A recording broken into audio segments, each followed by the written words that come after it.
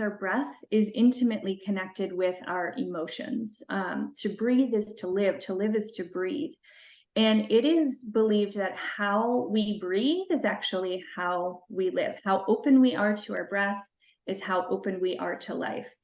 And kind of going back to the statement of many of us were taught it's not okay to feel, or it's not safe to feel. I grew up in the 80s. It was not, it's not like it is today. Things are changing, thank goodness. But it wasn't okay to cry, to show your emotions. You had to make it look like everything was fine.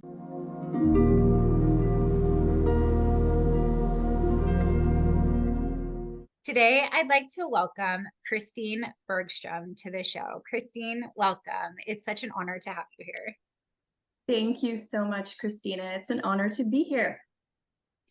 I have so many things that I have been dying to talk to you about. I know that you've had a few spiritual experiences and a somewhat intense spiritual awakening that includes pre-birth experiences. I know you also do hypnotherapy and breathwork, which I think breathwork is my new obsession. And you're also a podcast host. So I have a feeling this is going to be a really fun and enlightening conversation. So with all that being said, how about we just get started with a little bit about your journey and anything else that you want to include to help us understand who you are and where you've come from. Sure.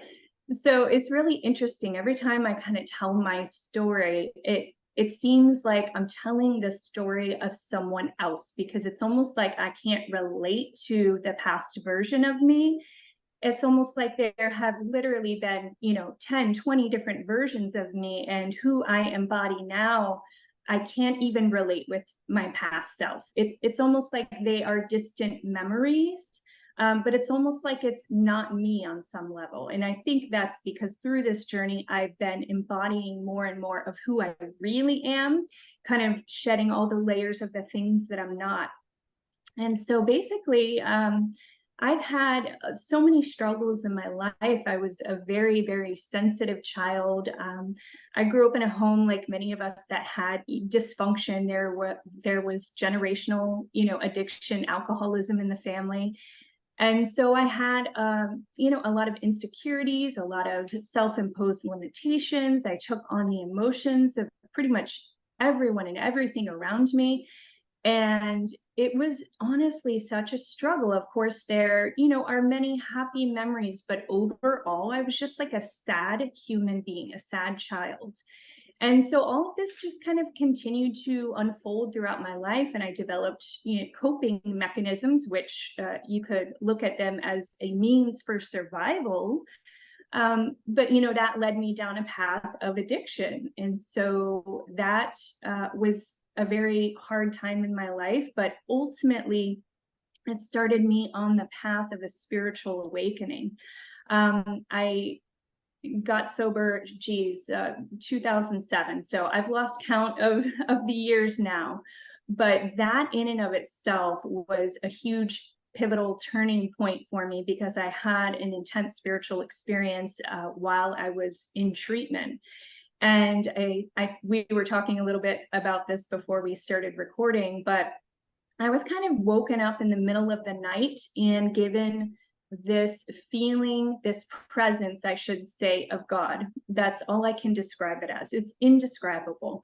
It was just a feeling of immense love, unconditional love, acceptance, just every positive, comforting, loving feeling you can imagine, times infinity, wrapped up in such love and light. And it literally felt like I was just going to burst with just excitement. And that was quickly followed up by the most terrifying feeling you could ever imagine. And all I can describe it as is like something was literally trying to suck the soul, the life out of me. And at this point, I was, screaming and gasping for air, but it was one of those situations where you felt like you were screaming, but you knew nothing was coming out. And I was just crying out energetically for help. And someone finally heard me, and they woke me up. And that shook me to my core, because it was such this diverse, situation of feeling such immense love, unconditional love, like I've never felt before, or at least I hadn't remembered feeling, followed up with the most terrifying, just soul-sucking feeling you could ever imagine. And so that kind of planted a seed of, there's more to life than what I'm experiencing. And what I didn't know is that was kind of the beginning of my spiritual journey, but it wouldn't rapidly unfold until many years later. So yeah, I just kind of went along my way. I pieced my life back together. Things were looking up. On paper, it looked like my life was everything to be happy and grateful for. I had, the family, the husband, the kids, the house, all the things. And yet I just felt this hole in my soul, is what I describe it as.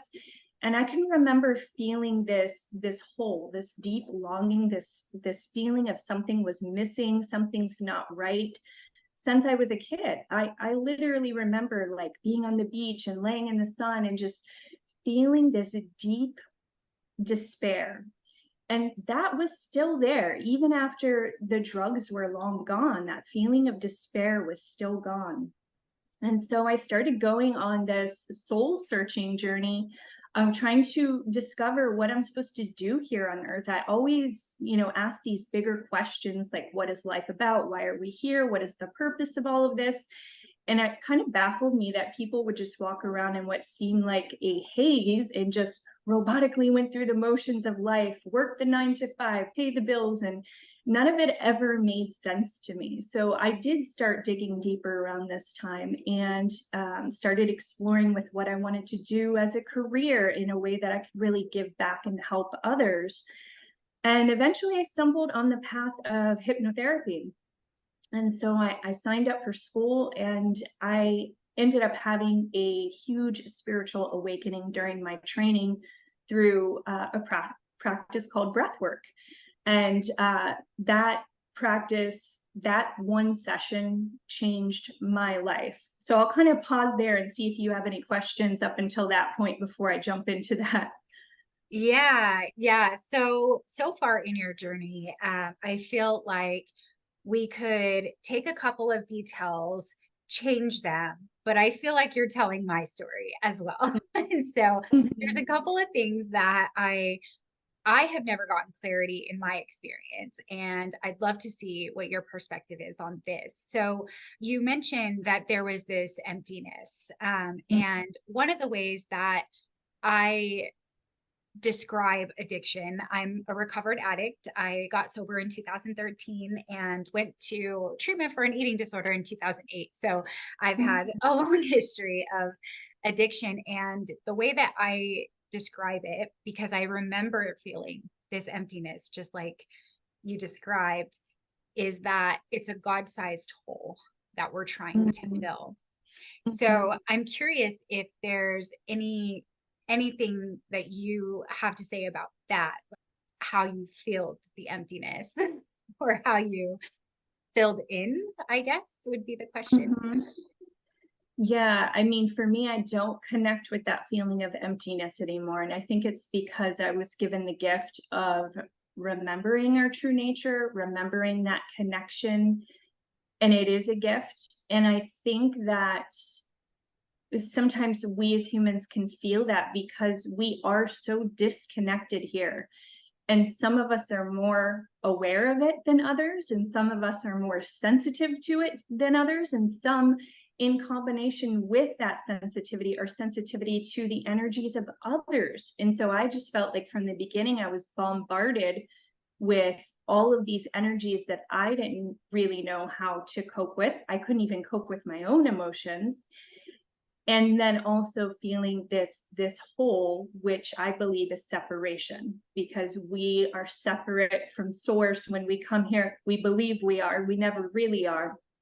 And I think that honestly, in the bigger picture, I think that I placed all of this on my timeline because it is the path back to remembering. I knew I wanted to wake up. I wanted to have these profound experiences in my life. And so how do I create those experiences? Well, I create the opposite. And so that's really what I think it is. And so that journey of addiction was really just me finding any way I could to fill that void, to fill that hole, or attempt to, should I say. Obviously, it never works. And so, yeah, I don't relate. Like I said, I don't even relate to that person anymore. I don't even say the words like, a lot of people in the programs, they say, hi, my name's Christine, I'm an alcoholic, or hi, my name's Christine, I'm an addict. I don't say those words. And it's not because uh, I don't think that could never happen again, because of course that potential is there, but I don't identify with those words. I had a struggle with addiction. I overcame those habits and patterns, but me, myself, I'm going to be very careful of what I put after my I am. And this is just me personally. So yes, it was a part of my path, and filling that hole, that void, it was definitely a part of it, but I can't even connect to that feeling anymore. Thank God. I Yeah. don't know if that answered your question. Absolutely, it does. And it brings me to another point that you had made about the idea, like we believe we're not actually separate, but we believe we're separate. And one of the reasons that I just love having all these conversations is because we are not alone. And like I said, everything you're saying, it could come out of my mouth and be true, and just a few little details be different of what's been in this world, right? The physical pieces of your story, and the sensitivities. Like, so I too am very sensitive, and I had no idea that I was feeling what I was feeling, or that I was in tune with other people's feelings. Like, I had no guidance around me to kind of show me the way. And I think that it's really something that, is in the world today, where we're all kind of reaching for, that connection. And a lot of the times we reach in the wrong places until we're shown. So thank you so much for that. I do want to go back to, because I think that this is really important. I think that there's probably a lot of people that might experience something similar. You had mentioned that you were shown God and the connection to God while you were in treatment. And then right after that, you had the most terrifying experience. And I had something extremely similar just a few days before my sobriety date. I didn't know I was going to get sober. That's kind of how it works, right? But I had a similar experience. And what happened in my experience is that I had this dream, and there was this big black shadow man entity, I don't know. And it rolled me off my bed in my dream. I was still in my bed when I woke up, but it was choking. And in that moment in the dream, I just surrendered and said, okay, if this is my time, I will go. And then I woke up. And so I'm curious if you have any insight now as to maybe what that was, or why we tend to experience those kinds of things. Yeah, there's so many different, explanations, I guess we could say, and I'm not even sure that I fully understand mine. Now that I'm in this work and I do this work with clients every day, I do see a phenomenon that is uncomfortable to talk about, but it's necessary and it's a real thing. And it's the idea of entities, attachments. And so for those who may not know, we as humans can actually have these energetic attachments that are lower, darker energies kind of attach onto our energetic systems and feed off of our energy. And now we could look at them as the idea of thought forms, which this is very wild. This blew me away when I learned about it. But basically, anything that is an idea can become its own entity. So for instance, if there's a collective idea of like fear, you could even specify like fear of war, like what's happening now, right? if enough people in the collective are tuned into this idea and they feed this idea becomes a thought form, becomes its own energy, which is crazy to think. It can become its own entity. So entities can be thought forms. Entities can also be souls that lived a human life and they no longer have a human body, but they didn't quite get the message that they needed to cross over. So they stayed and they hung around. And the only way they can really survive is by getting some kind of food source, which sounds crazy again, but energy is food. And so they attach on to like vibrations. And so why you might hear a lot of these stories with people who struggle with alcoholism or addiction is because their energy is lower. They are at a lower vibrational frequency, and so they can be a match for these energies, regardless of what kind of energy it is. So I do believe that it is possible that because I was on the path trying to, putting myself in the situation to get better, and I was getting better. And then I experienced the love of God, that I perhaps had an entity, that it was, time was up, it was over. And so it was on its way out, and I was feeling that release, because my life absolutely did change from that moment. So it could have been an entity that I was experiencing. And for you, I can't say what that may have been for you. It could have also perhaps been like a metaphor for what was happening in your life, because you said, that's fine, I surrender. And that's really what it takes when we do give up addiction. It's like, we have to surrender. This is bigger than me. I can't fight this battle anymore. So you could look at it as a metaphor, but yeah, it is entirely possible that these energies could actually be entities that are being released. Yeah. I love how you answered that. I think it's so fascinating. And in my own journey, that is what I had made up about that, because that happened on a Tuesday in December of 2013. And on Saturday morning, I had woken up and had this experience. And because of this experience, I said, okay, God, I'm going to go to AA and I'm going to do the work. And it was in my reality, the moment of surrender. So there were pieces along the way that, Yeah. caused me to say, I really don't know how to do this. Something guide me somewhere else. I'm curious too, because you mentioned that, in your journey to find what you do around hypnotherapy and breath work, I'm curious how those, because you were saying that you still felt the emptiness, like, which led you to search for, what am I supposed to do here? So I'm curious if you could speak to how finding these modalities helped you fill that that emptiness. Sure.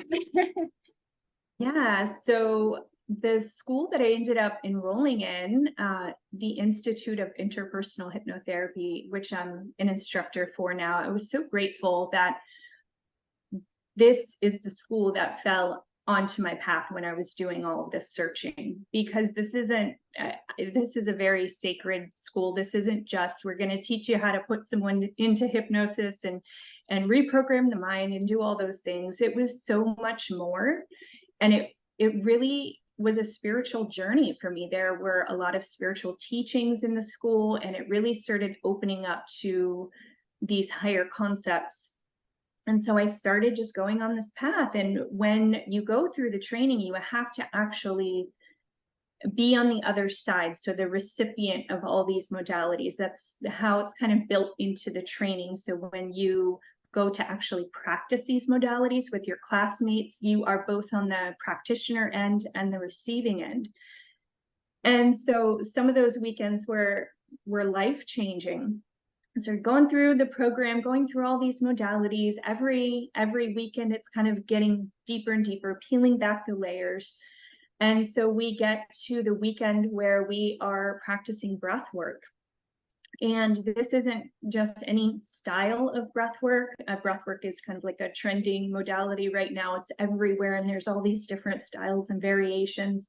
This particular variation is coupled with the processing of hypnotherapy. So it's not just about breathing and bringing up the traumas to the conscious awareness and breathing through them. It's really about bringing them up and then processing them through a really powerful protocol. And we always go into these sessions with an intention. So I went into this session, this particular session that changed my life, with the intention of, why do I still feel like this? I've done everything. I've turned my life around. I'm doing everything right. Why do I still have this hole in my heart? And I went into that session with such conviction and such a feeling of surrender, actually. It was like, I don't care what happens. I don't care if you tell me I have to walk through fire. Like, I'm going to do it. So I'm going to put in the work. And so I really did put everything into this session. It is a lot of work on the client end because there's a lot of breathing. It can be very intense, very physical, very emotional, but I just put everything into it. And so I'm breathing and all my emotions are starting to come up. And then all of a sudden I start saying, I don't want to go. I don't want to go. I don't want to go. And when I tell you intense, if you were to say, like, on a scale of 0 to 10, 10 being the most intense feeling you could feel, I was at a 10 at this peak of the session. I don't want to go. I don't want to go. And I just got this feeling I was being forced. And my student facilitator, who was probably like, what do I do with this, right? She said, you don't want to go where? And I said, I don't want to go to Earth. I don't want to go. Don't make me go. And so there are so many things that happen. It almost felt like, hundreds of things were happening at the same time. But really what was happening was I was feeling all this energy of having to come to Earth, but not wanting to go. And at the same time, this was a feeling of being attached with all of my mother's emotions and beliefs. Okay. So not to like go into too many details, but again, there's like this generational alcoholism in the family. And so, she was just carrying down things that were passed on to her, but a lot of, emotions and beliefs that were hers. But mom and baby actually share a subconscious, believe it or not. So I was tapping into all of her feelings and her beliefs and feeling the density of that, knowing that it was such a contrast from where I was coming from, which was unconditional love and just being held and being completely safe. And I didn't want to go. That contrast was just too much. And so it was so intense. And basically in that session, there was a conversation that needed to happen. So I spoke with God, I spoke with my mom, I released all of these suppressed emotions. I repaired all of those beliefs that I had taken on, that I wasn't wanted in this world. That was a belief that I wasn't wanted and that I wasn't loved by God because I was kind of being forced to come here, which in reality, I wasn't forced in the way that it's sounding like when I explain that. It was more like, you actually agreed to do this. You wanted to come here. And it was a moment of feeling that dissonance, right, between where I was coming from and where I was going, that I had this all of a sudden, oh gosh, I don't want to do this. And so I had to be reminded that you are loved, you are always connected, you are wanted, you are more than good enough. All of these things needed to happen in this conversation with God to remind me that I'm coming here for a reason and that everything's okay. And all I can say is it was a magical, life-changing experience, because not only did I have these powerful conversations with my mother and with God, and with myself, but I released so much pent-up energy that I had been carrying around in my body. When that session happened, I was gosh, I don't know, I was in my mid 30s, and for that long, from birth till however old I was, 36, 37, I had been carrying around all of the weight of all of these lower energies and suppressed emotions. I had suppressed all of my emotions up until this point, even though I thought I was doing the work through the program and everything. When we actually don't feel our feelings fully and completely, which many of us were taught it's not okay to feel your feelings, right? I had stuffed and stuffed and stuffed and stuffed and stuffed. And it all came out in that session, and it came out in the most beautiful way, because it was such a cathartic experience that I literally felt like I dropped a 200-pound backpack. It was such a healing experience, not only, again, because of the conversations, because of the remembrance, because of the unconditional love that was poured upon me, but because of the dropping of all that heavy crap, that I felt like a new person, and I was a new person. That session completely changed my life. It launched me into an intense spiritual awakening. Awoke my Kundalini energy, opened my third eye. I started seeing energy, spirits, good and bad, but that's a whole different direction. But the point is I couldn't see life the same way. I couldn't, because all of that stuff that we carry around creates a filter through which we see everything. It filters how we perceive our reality, not only ourselves, but the world and everyone in it. And so when that release happened, the filter was gone. And all I could see was the goodness in everyone, even the people who I struggled with. And I wanted to hug everyone on the street. It was like, I wish I could bottle this and give it to you. And I wish you could feel what this feels like. And I was in that state for probably 3 weeks of living in a different reality, seeing colors differently. And then I started to ground back down into the human experience a little bit. It was a little bit too much up there, but it changed my life in such a way that I'm just so grateful to be able to do this work, because I get to provide that environment for other people. Not that everyone's going to have that experience, but it is absolutely life-changing. Yeah. Wow, that's so fascinating.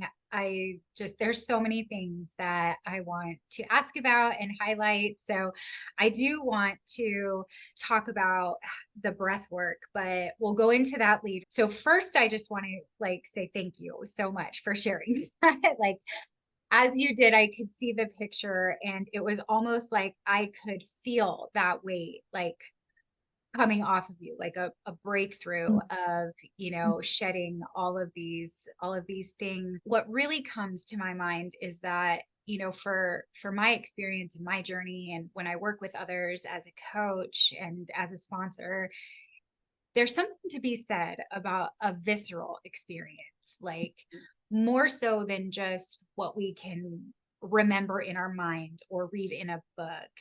And so I'm curious, because I know that, there's a lot of different modalities right now that are really popular. And you mentioned the hypnosis and the breath work in conjunction. So I'm Mhm. curious if there is, and if you could talk about the differences between hypnosis and hypnotherapy. Mhm. Yeah, so hypnosis is using, the altered state, so a slowed brainwave state, where we can actually communicate with the subconscious mind. So we can not only put good stuff in, and we can also communicate with the subconscious mind. So it's not just about reprogramming, but we can actually communicate with the subconscious mind while the client is in hypnosis. They can talk back. So hypnosis is it's the practice. Hypnotherapy is kind of the art of hypnosis. So they're really kind of interchangeable. Hypnosis, you could say, is a state. It's actually a really natural state. We don't realize that we're actually in hypnosis all the time. And it's wild to me that there are so many myths and misconceptions about what hypnosis is, because we as human beings experience hypnosis all the time. Every time we're lost in thought, we're driving on the highway. This has happened to you, I'm sure. It's happened to me a million times. You're on a route that you know, right? So you're on autopilot essentially, because you don't have to think about, oh, there's a stoplight coming up. You already know it. It's a program in your mind. So your mind is kind of freed up to daydream or think about what you need to do. You're going to the store, making your list. And then you get to your destination. You're like, oh my gosh, I don't even really remember driving here.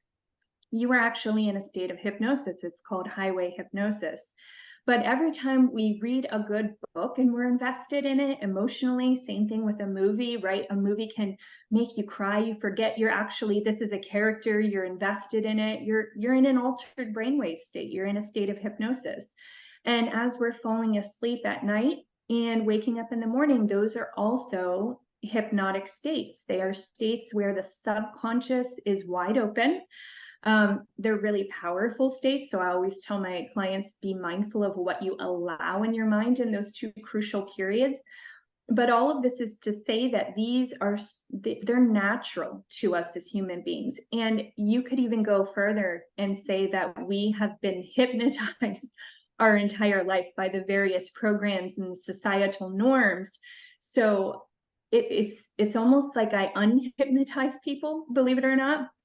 And it's not about me having control over someone's mind. It's the opposite. It's about me kind of being the guide and having a flashlight. And I'm going to shine the light on the things maybe you don't want to see or you haven't looked at. And I'm also going to shine the light on all of the resources and the tools and the insight and the wisdom that you already have within you. So it's not me that's creating any change. I'm just helping to facilitate it. And it is my highest belief that every one of us, we're our own guru, we're our own teacher. And I just help people access all of that. So hypnosis, hypnotherapy, kind of used in conjunction. Hypnotherapy is just the art of using hypnosis and really creating the change that someone is seeking. Yeah. Thank you so much for that. I love how you said that you're like the flashlight and you shine the light on the things that like maybe we can't see for ourselves or that they're too painful that we keep them hidden, but you also shine the light on all the tools and the resources that we have within, because those are there too. And they can be just as hard to see as the stuff that we don't want to look at.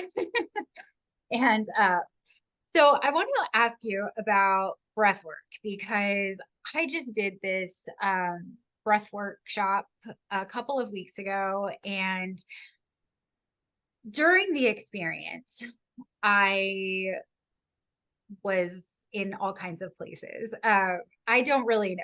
Like, I just felt like I was traveling or expanding, or, you know, I saw shapes, I saw sacred geometry. And when I came out of that experience, I went up to the facilitator and I was like, what just happened? And he said, we'll talk in a couple of weeks. And then the next few weeks, there was an exponential shift in my life. And I am curious if you could educate me and the listeners on why breath work can feel like magic. Yes, I'd love to. It's the one thing, you know, we all have that one thing we could talk about forever because we're so passionate about it. And breath work is that thing for me. And it really is because I had that cathartic, visceral experience that launched me into a spiritual awakening that changed my life. But it is so powerful because our breath is intimately connected with our emotions. To breathe is to live is to breathe. And it is believed that how we breathe is actually how we live. How open we are to our breath is how open we are to life. And kind of going back to the statement of many of us were taught it's not okay to feel or it's not safe to feel. You know, I grew up in the 80s. It's not like it is today. Things are changing, thank goodness. But it wasn't okay to cry, to show your emotions. You had to make it look like everything was fine.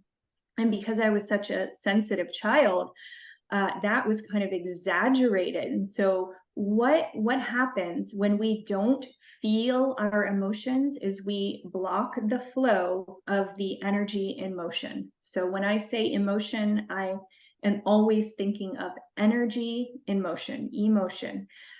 Emotions are energies just like everything else in this universe. All the things we can see, all the things we can't see, we can only see less than 1% of what actually exists.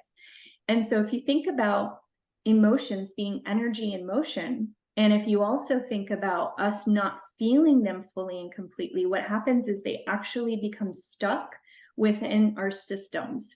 So in a normal, healthy person, say they experience something in their life and it makes them sad, they experience sadness temporarily, and the sadness moves through them and moves out, and they go back to baseline. They're free. We do actually see this in really young children, so like babies and toddlers, and in animals. When they have a traumatic event happen, they get upset. Animals shake, babies throw tantrums, and then 2 minutes later they're laughing like nothing ever happened, right? It's the greatest thing. They can go right back to baseline. But somewhere along the line, usually after the age of 3, depending on our environment, we start stuffing. And when we stuff, we block the flow of emotions. And our breath is intimately connected with that, because when we are breathing very shallow, or actually we hold our breath in these moments of stress or overwhelm, we brace ourselves because out here is too much. We actually stop the flow of energy. So it's trying to come up, it's trying to move through us, and we hold our breath, we block the flow.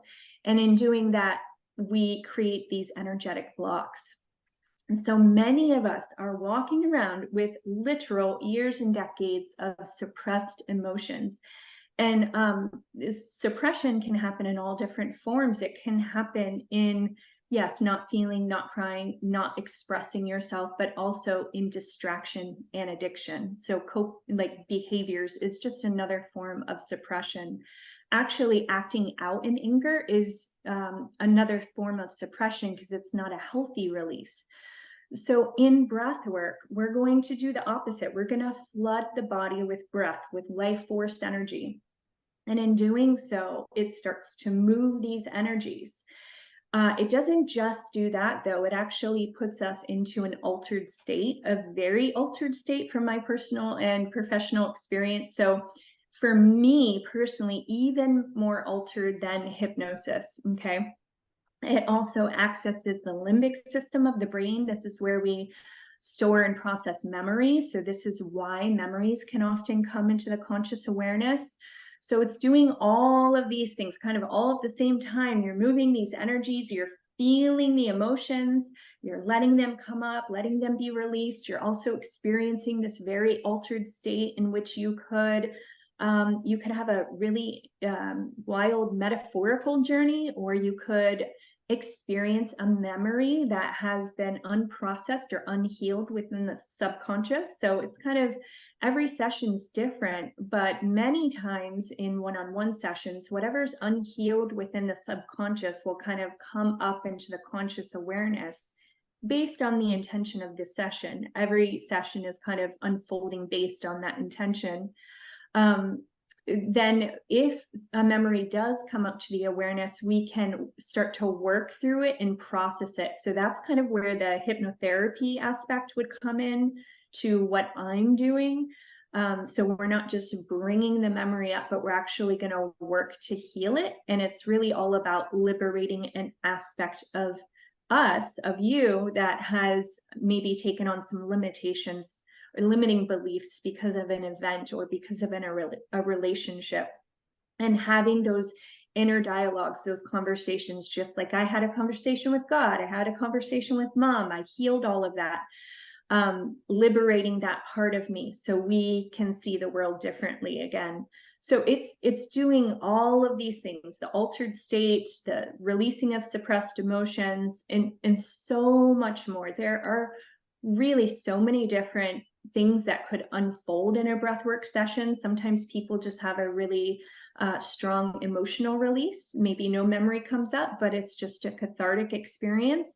Sometimes people have a really profound spiritual experience, or maybe even start communicating with loved ones on the other side.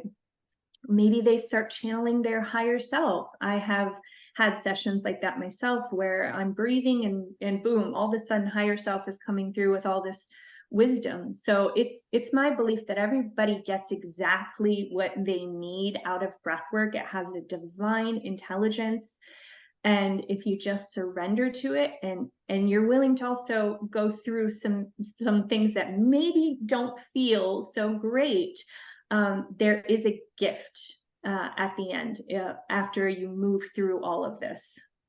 Yeah, I love all of that. And it actually uh, filled in some pieces that I was trying to explore after my experience with breathwork. And it leads me to another curiosity, because I have understood the importance of breath work. Before this, I had never gone to a facilitated workshop.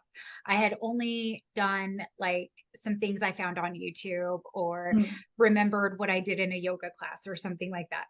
So I'm curious if there is like a formula, or is it more powerful when you do it with a facilitator rather than just trying to do it on your own? Or are there ways that you can um, use the breath on your own to clear, to feel, to achieve those states?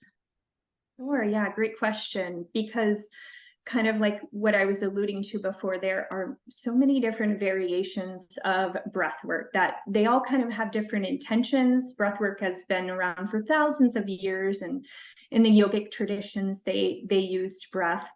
And today we can use breath for so many different intentions, depending on what you're looking for. So this particular style of breath work that I practice and that I do with clients is a very deep, conscious, connected breath. So it's faster and deeper than your normal breathing. It's done all through the mouth, and you breathe in, big inhale, you fill the belly, fill the chest, and then let it go. So I utilize a one inhale, one exhale technique. Some other styles utilize like a double inhale.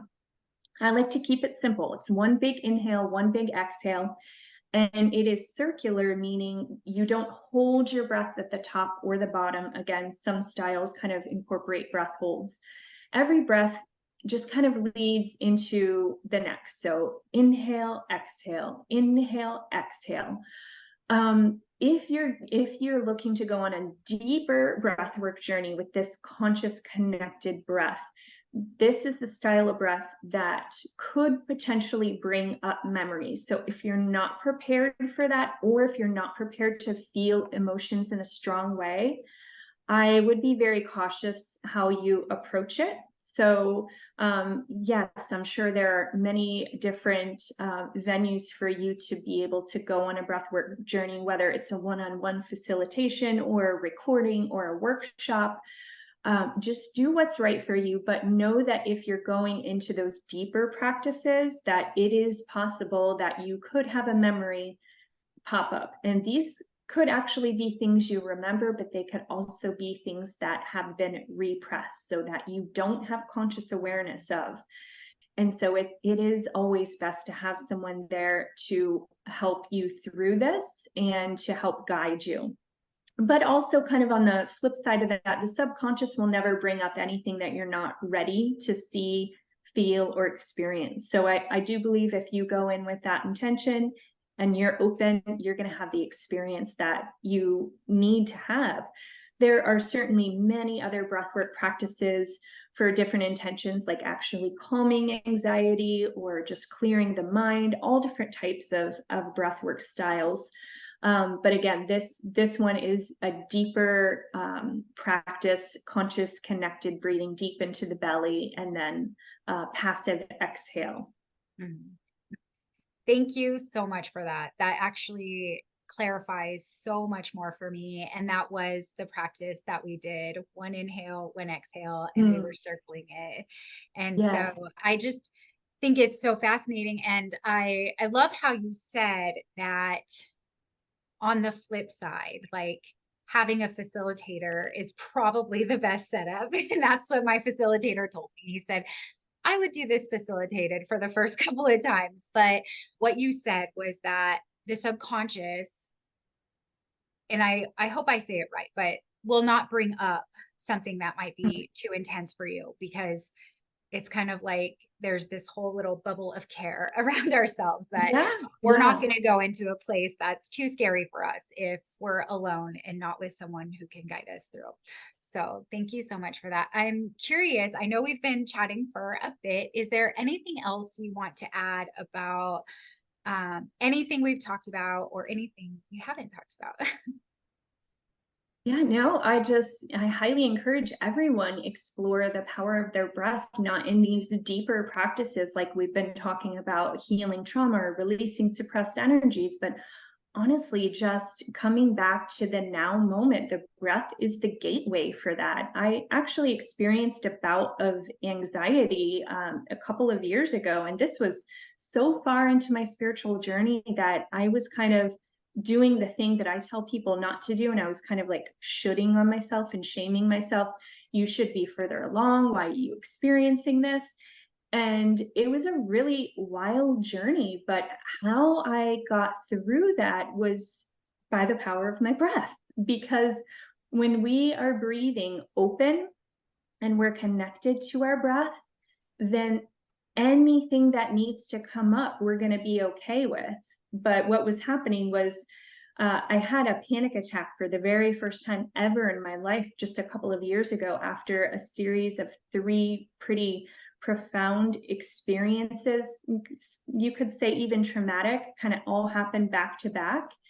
And I had the very first panic attack of my life. And what happens, which I'm sure a lot of people can relate to this, is if you have one panic attack, and I mean a full on panic attack, not just anxiety, you get scared of having another one. And the fear actually perpetuates it. And so it can cause it.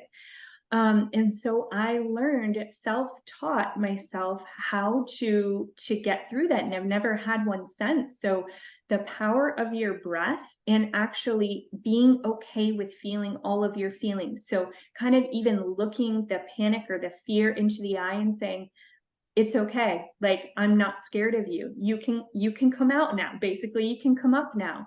And just kind of the idea of surrendering again. Okay, I'm ready for you. Do your thing. And tuning into your breath, breathing through the nose actually when you're panicked is the best thing to do because it activates the parasympathetic nervous system. So breathing through the nose, opening up to whatever you're feeling, saying, all right, let's do this, and facing it head on. It's wild. It literally disintegrates all of it just in a moment, in a moment's time.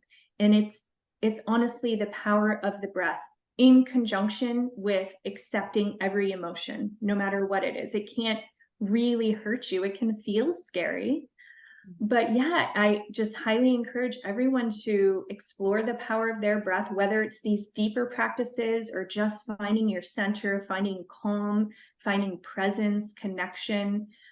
It is our connection with God. That is my highest belief. And it's within us. It's always available. It's free. You can do it at any time, any moment. It's the gateway. I love that. Thank you so much. I have three questions that I ask all my guests. The first question is, how would you define God? Mm. I define God as everything. Everything is God. All the things in your life that you love and are joyful, and also all of the struggles, all of the pain, everything. And even to go further than that, Neville Goddard quote, everything is you pushed out. Everything you're seeing in your reality is you pushed out, and it's all God. We're co-creators. Everything is God. And so the more you open up to life, to the good, what you perceive as bad, to all of it, and know that it's all okay, you feel a deep connection with God. I love that. Thank you. The second question is, what would you say is the purpose of life? I love this question, and I ask my guests this question too. I used to think it was to learn, but I actually don't think that anymore. On some level, it's true, because the lower version of us, and I don't mean lower as in a hierarchy, but this human version of us does need to learn and grow and expand and evolve. But our true spirit, our true essence already knows everything. So I think we honestly come here to experience. I think we come here to experience.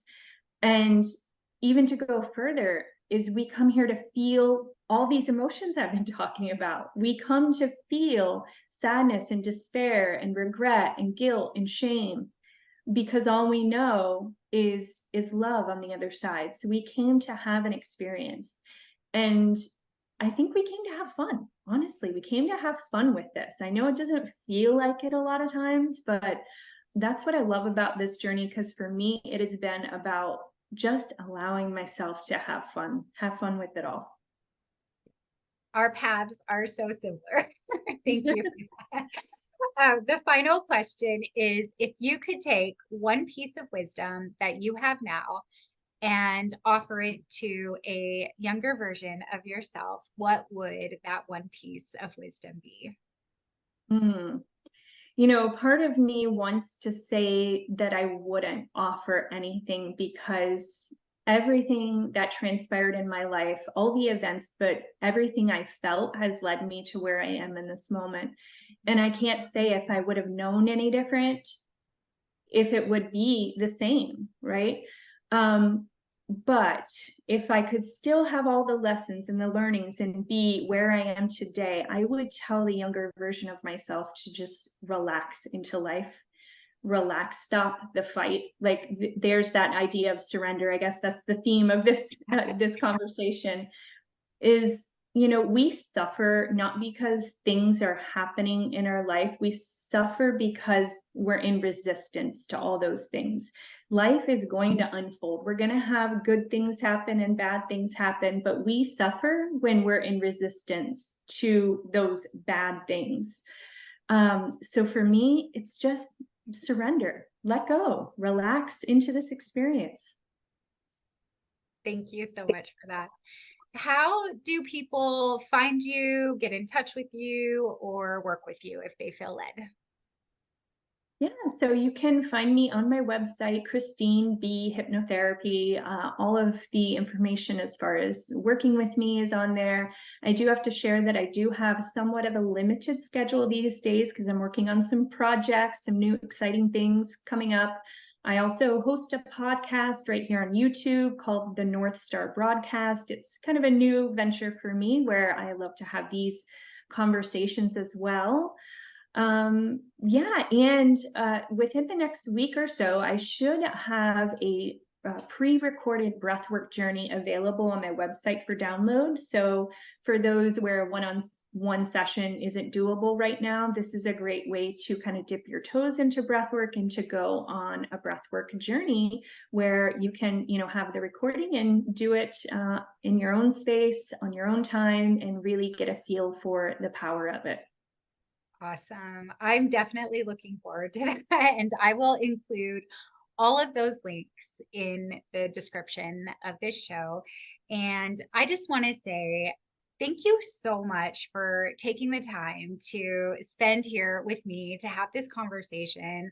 Your story has impacted me on many other platforms where I've seen you, but it was even more impactful to have this face to face with you. So thank you for following your passion, for following your guidance, for surrendering and offering who you are and what you love to the world. So it's been such a pleasure. Thank you so much. Thank you so much. And thank you for what you're doing. Honestly, this is what we are craving as humanity, are these, soulful conversations. And I think that every time we engage in either conversing or listening to someone sharing about these experiences, it sparks that remembrance in us all. So thank you for following your passion. And yeah, I wish you all the best, but I'm sure we'll stay connected. Absolutely. Thank you so much. It's been a pleasure. I would like to personally thank you for tuning in to this episode. If you haven't already, please be sure to like this episode, subscribe to my channel, and turn on notifications so that you never miss a beat. And if you really resonated with this content, please share it with all of your friends so that collectively we can expand our consciousness. Have a very blessed week.